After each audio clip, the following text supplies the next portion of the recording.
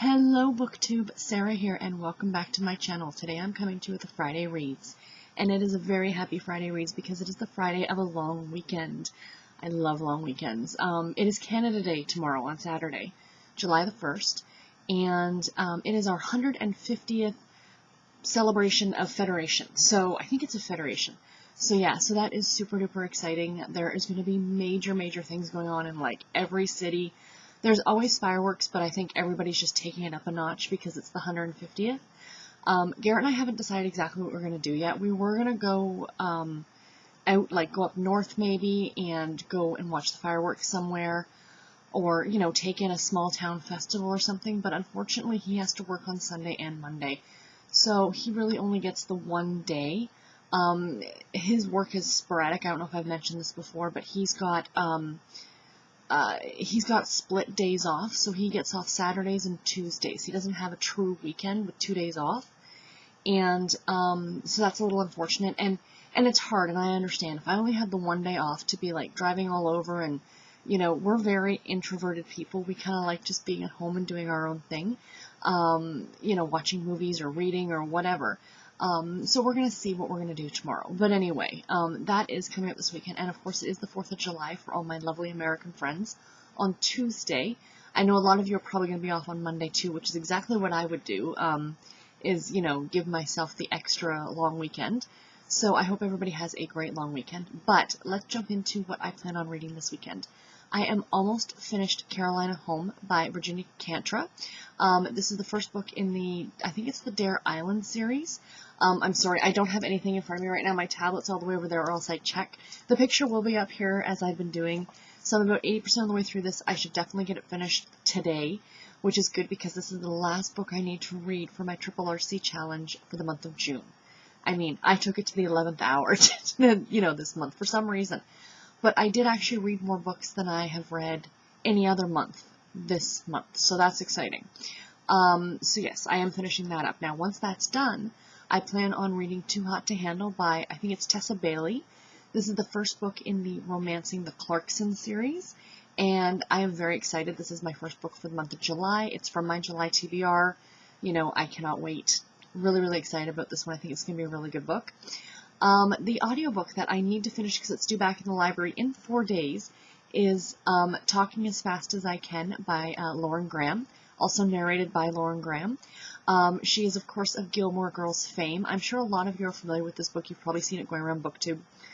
Gilmore Girls is not something that I watched when it was originally on the air. I think because I was out of the age demographic. I think it came out in 2000.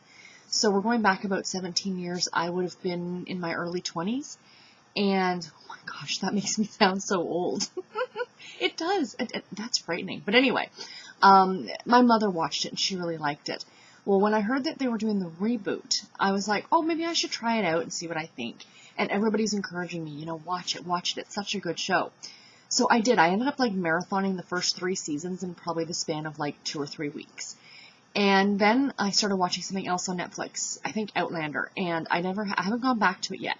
But I do plan on going back to it. My mother watched the reboot. She loved it. But yeah, it's a really good show, and this book is fantastic.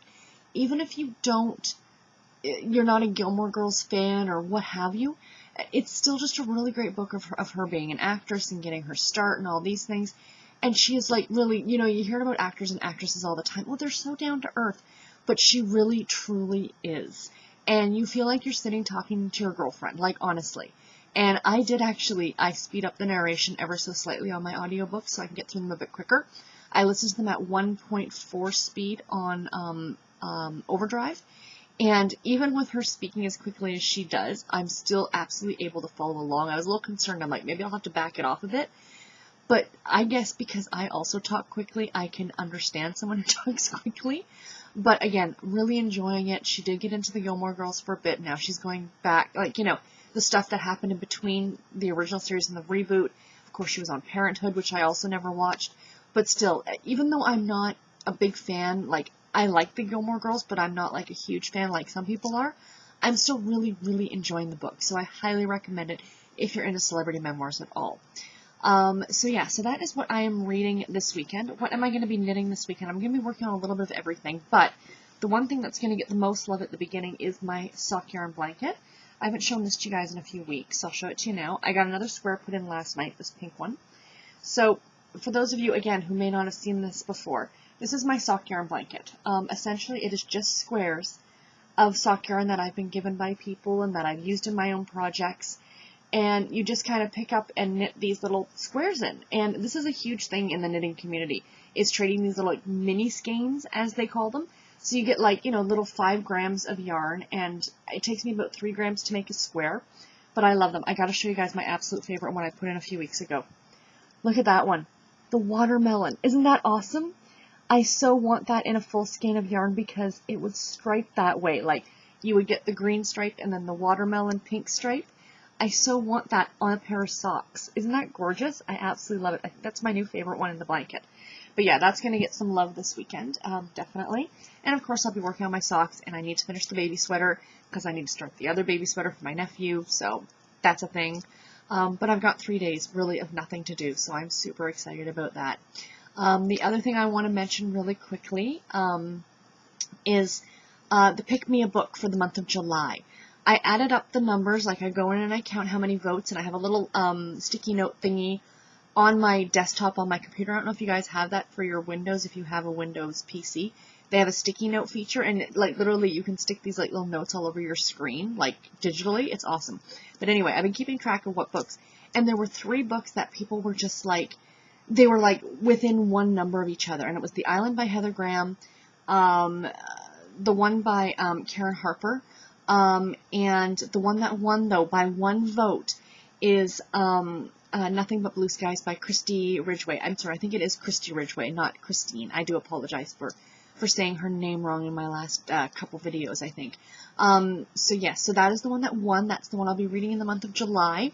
If any of you guys want to read it with me, please let me know. I just want to do a quick mention here. I've been toying with the idea of starting a Goodreads group for my BookTube channel. And for the sole fact of that every month for these Pick Me a Book, it'll be like a read-along for all of us. So whichever book ends up getting the most votes will be the book that we can all read in that month.